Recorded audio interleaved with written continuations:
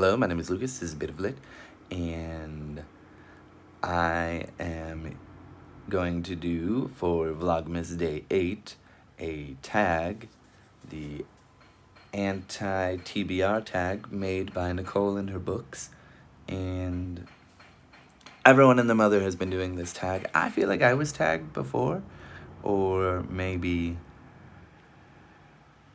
I wasn't tagged before, but I did it anyway, or I don't know what. I feel like I've done this tag before, but I can't remember. So anyway, anti-TBR tag. Number 1, a popular book everyone loves that you have no interest in reading. And for me, I don't know. I suppose I would have to go with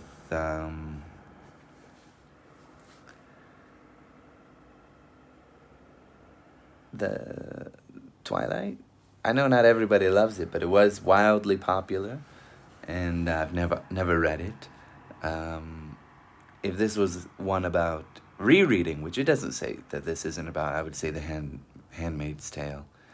I don't think it's terribly interesting because it takes one aspect and focuses solely on that to make itself science fiction-y. Everything it's trying to discuss is fine, but I don't like the message is fine, I guess. The way it's delivered, I don't really find very interesting or well done in any way. But I would say Twilight, I've never read it, and I know it's wildly popular still. And I won't read them, and that's perfectly fine. I have nothing against it. Good for the people that like it. Same for The Handmaid's Tale. Number 2, a classic book or author you don't have an interest in reading. I will pick an author. I will say Ernest Hemingway. I have read Ernest Hemingway before.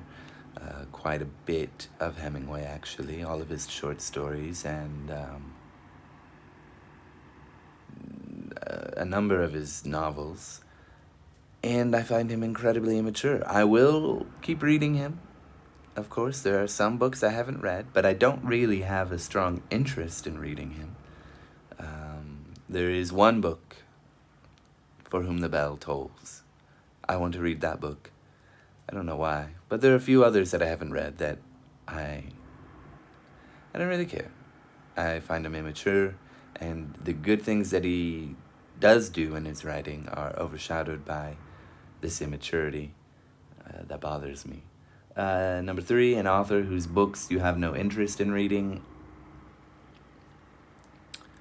To pick another person, a newer person, I'm going to give you 2. Philip Roth, Haruki Murakami. I have read Everyman by Philip Roth, and it is the worst. It is the worst thing I have read in years, and I read it years ago. And Haruki Murakami, I've read Norwegian Wood, I believe, and I've read 1 or 2 other books of his, and the way both of these authors write about women is revolting, disgusting, and I don't really like it. And that's all I've got to say. I will not read another Philip Roth novel. I will not read another Haruki Murakami novel. Absolutely. I will, I have issues with Ernest Hemingway, but I will read him again one day. I don't have the same kind of issues, even though maybe Hemingway's women are also problematic. Which leads into 3.2, a problematic author whose books you have no interest in reading. J.K. Rowling, I don't really care anymore. I've read Harry Potter. I've reread them a couple times, and I've realized they're not great, and I should have just left them in my fond memories, fondly. And everything else she's written since Harry Potter, don't care. She's quite problematic, too, in her own way. If you enjoy reading her work, go ahead. Number 4, an author you have read a couple of books from and have decided their books are not for you. Stephen King, absolutely, 100%. I can't seem to find anything except The Jaunt, which is a short story of his. I really like The Jaunt, despite the terrible, terrible dialogue. Like, they talk like they're in the 50s, 1950s, and it's also deep into the future, and I have so many issues with Stephen King. The characters, the dialogue, the narration, the word choice, the wacky ideas that seem to go nowhere. He's very creative, and I'm glad for his success. Good for him, but come on, Stephen King. How many good ideas can you actually have? Anyway.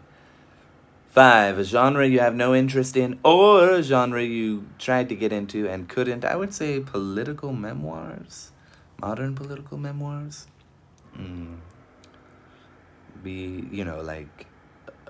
Or self-help books too, or these kind of books that politicians write or ghost write or whatever during election seasons to grift a little bit more money. That word is very common these days, grift. But yeah, I don't really have any interest in them. That's all I can say about that. In self-help books, I don't really see the point myself. And in general, memoirs, I just find them obnoxious. Number 6, a book you have bought but will never read. I'm gonna guess all the books that I have in America that are now in storage. I intended to read them, and then I moved to China, and I haven't seen them for years, and I don't know when I'll be seeing them. That's quite a few books. Bought them all used. Well, okay. I wish I bought them all used. I bought quite a few of those new. Read most of the new ones, and then got distracted by this or that. Anyway, yeah, a lot of those books. Maybe I will get to them one day. Hopefully, when I do come back to America, they won't be rotten. But who knows? Number 7, a series you have no interest in reading, or a series you started and have DNF'd, did not finish. Yeah, the Dark Tower series. I tried to read the second one. I was gonna make a whole series of them, and there's this character that's in the real world who is chunky, and he's in jail, and I forget what his name is, something with an E or something, Eddie, and the way Stephen King keeps describing him is I can't remember it, but it was like, oh yes, because of the drug addiction. Oh yes, because of the drug addiction. The drug addiction. It's like, shut up. I know. You don't need to tell me again. And also, where did this come from? I don't appreciate it. I don't enjoy it. What is this writing? Why? Whatever. And I think Roland, jumped into him somehow. Why? In ways, I don't need an explanation, but this is so off the wall that no explanation. I think there was. I really hate the Dark Tower series, and I don't like Stephen King's books. Number 8, a new release you have no interest in reading. Obama's new book. I do enjoy Dreams of My Father. I think it's Dreams from My Father. I think that's an excellent book. With political aspirations, of course, and it is a memoir, but it is written extremely well, and it is kind of interesting in its own way, and exposes a lot about his past. It is interesting. So, some memoirs, they make the cut, they're fine, but this new book about his presidency, I do not care. I imagine it's incredibly tame to try and sway voters to Biden. And, I have no idea what's inside of it. What he's not talking about, what he is talking about, what he says. I don't care. I'm not really interested. I don't really like Obama. I do miss him as president, but I also, I really don't like him as a person. Maybe I would like him as a person. I don't like him as a politician. I don't like him as a public figure. We'll say that.